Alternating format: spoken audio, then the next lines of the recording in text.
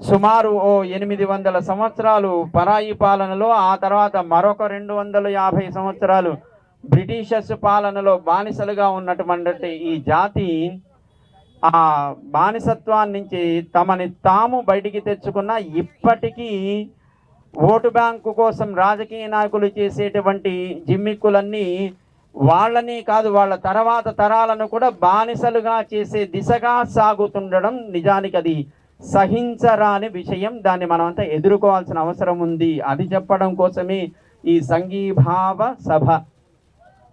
ఈనాడు మహారాష్ట్రలో భారతీయ జనతా పార్టీ గెలుపొందడానికి కారణం సుమారు 60,000 సంస్థలని ఒకచోటికి తెచ్చి, ఐక్యతా వేదిక మీదకి తెచ్చి, భారతీయత గురించి, మన హిందువులు మన దేశంలో మనం గర్వంగా బ్రతకడానికి కావలసినటువంటి ఒక